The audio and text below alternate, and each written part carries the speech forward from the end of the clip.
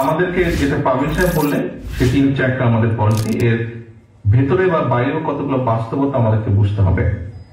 মধ্যসত্ত্ব ভোগী তুমি যে বললে যারা ভোগী আছে 3টা বা 2টা বা 4টা, দেখো অর্থনীতির কতগুলা নেচার আছে, নিজস্ব কতগুলা গতি আছে।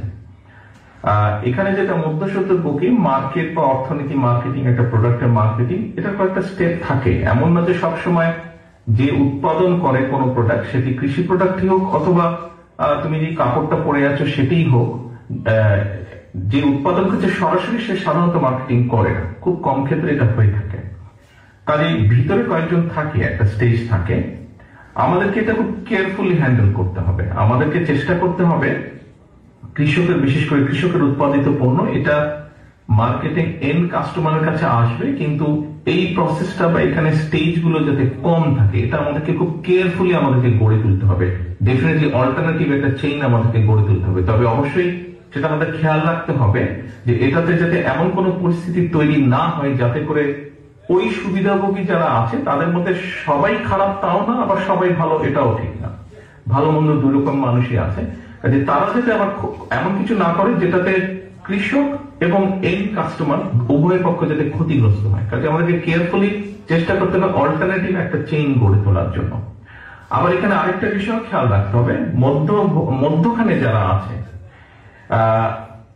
এদের সাথেও কিন্তু বহু মানুষ কাজ করছে, ঠিক আছে না? তাদের কর্মচারী আছে, একটা দোকান আছে, দোকান ভাড়া আছে, বা দোকানের মালিক আছে, তার লোকজন আছে। এখন তুমি যদি সবাইকে ওরকম ধরে বেঁধে ফেলো সেটা হয়তো অনেক ক্ষেত্রেই করা যাবে, কিন্তু তখন অনেক মানুষ বেকারও হয়ে যাবে। কাজেই তাতে সমস্যা কমবে না, সমস্যা বাড়বে। তো এই সবগুলো বিষয় আমাদেরকে খেয়াল রাখতে হবে। এবং এখানে কাউন্সিলিং এর একটা ব্যাপার আছে। মধ্যসত্ত্ব যারা আছে তারাও তো ব্যবসা করছে, তারাও তার পুঁজিটা ইনভেস্ট করেছে। আমাদেরকে তাদেরকে বুঝাতে হবে যে ভাই আপনি যেখানে 1 টাকা লাভ করলে হয় সেখানে কেন আপনি 10 টাকা লাভ করছেন। এই বিষয়গুলো কাউন্সিলিং করে আনতে হবে। এটার সাথে সাথে আমাদেরকে অল্টারনেটিভ মার্কেটিং চেইন যাতে গড়ে উঠতে পারে, অর্থনীতির যে স্বাভাবিক গতি প্রকৃতি আছে সেটাকে বাধাগ্রস্ত না করে। এটা একটা লম্বা প্রসেস, বাট অবশ্যই আমাদেরকে করতে হবে, এই জন্য করতে হবে কারণ তোমার আমার মতন মানুষগুলো যাতে দিন শেষে এই যে বাজারের দ্রব্যমূল্যের, নিত্য প্রয়োজনীয় দ্রব্যের যে ঊর্ধ্বগতি, এটাতে যাতে মানুষ ক্ষতিগ্রস্ত না হয় বা কষ্ট না হয়, আমাদেরকে অল্টারনেটিভ একটা উপায় অবশ্যই বের করতে হবে।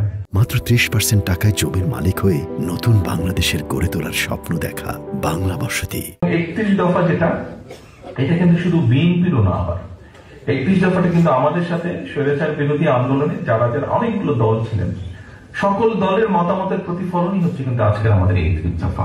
এখন আপনার যে 33% মহিলাদের কোটা, দেখুন আমরা গতবার লাস্ট টাইম যখন গভর্নমেন্টে ছিলাম দেশনেত্রী খালেদা জিয়া, সেই সময় এবং তার আগে 2 ভাগে উনি করেছেন, বাড়িয়েছেন।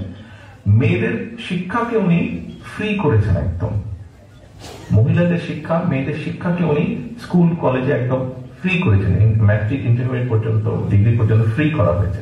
এখন এটি করার উদ্দেশ্যটা কি, লক্ষ্যটা কি? এটি করার উদ্দেশ্য যে আমাদের মহিলাদেরকে বা আমাদের নারী সমাজের যে অংশটা নারী, তাদেরকে শিক্ষিত করে গড়ে তোলা। একটি মানুষকে আপনি যদি যোগ্য করে গড়ে তুলতে না পারেন, তাহলে তো তাকে আপনি কোনো জায়গায় কোনো তার যোগ্যতা অনুযায়ী তাকে কাজ আপনি দিতে পারবেন না বা দায়িত্ব আপনি দিতে পারবেন না। এটি হচ্ছে প্রথম পদক্ষেপ।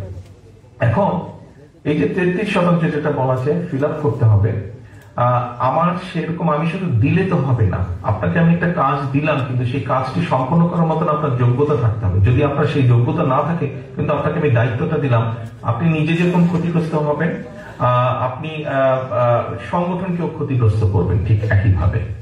সেই জন্য আমরা যেটা চাচ্ছি, আমরা যেটা চেষ্টা করছি, সেটা হচ্ছে যে আমরা আমাদের নারী সমাজের অংশ থেকে ধীরে ধীরে আমি যোগ্যতার ভিত্তিতে মানুষগুলোকে আগে বের করে নিয়ে আসবো, তারপরেই আমরা দিতে পারবো।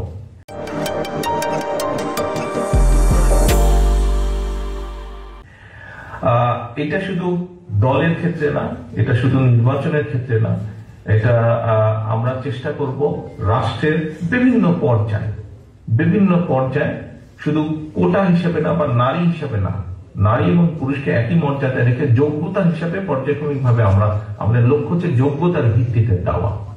এখানে একটা কথা আপনি নিশ্চয়ই শুনেছেন, এর মধ্যে আলোচনা করেছি, সেটা হচ্ছে যে আমাদের একটি চিন্তা ভাবনা আছে যে আমরা ফ্যামিলি কার্ড নামে একটি কার্ড ইন্ট্রোডিউস করব রাষ্ট্রের পক্ষ থেকে। এই কার্ডটা ইউনিভার্সাল হবে। এটি যেরকম আপনি পাবেন আপনার আপনার সংসারের একজন গৃহিণী অথবা মা হিসাবে, একইভাবে এটি এখানে মঞ্চে যারা বসে আছেন তাদের গৃহিণীরাও পাবেন, এমনকি আমার স্ত্রীও এটা পাবেন। প্রত্যেকের নামে থাকবে। নেবে কি নিবে না, কে এটা নিবে সুবিধা, সেটা হচ্ছে তার ব্যক্তিগত ব্যাপার, কিন্তু আমরা ইউনিভার্সাল আনবো। কিন্তু এটার উদ্দেশ্য বা লক্ষ্যটা কি? এটার উদ্দেশ্য বা লক্ষ্য হচ্ছে ফ্যামিলি কার্ড যে ওই একটা সংসারের গৃহিণী বা তার নামে দেওয়া হবে, কারণ হচ্ছে সেখানে রাষ্ট্রের পক্ষ থেকে কিছু সুবিধা দেওয়া হবে। স্বাভাবিকভাবে আমরা মনে করার কারণ আছে যে যখনই এই রাষ্ট্রের যে সুবিধাটা এটি ওই মহিলাটির নামে বা ওই গৃহিণীর নামে হবে, স্বাভাবিকভাবে সমাজে বলেন, পরিবারের কাছে বলেন, তার মর্যাদা বৃদ্ধি হবে। কাজে আমাদের এরকম কিছু পরিকল্পনাগুলো আছে, একটু সময় লাগবে, কিন্তু আমরা আপনাদের যেটা নারী সমাজের যেটা দাবি, আমরা অবশ্যই সেটার প্রতি যত্নশীল। আমরা অবশ্যই সেই লক্ষ্য এগিয়ে যেতে অবশ্যই আমরা চাই। ধন্যবাদ।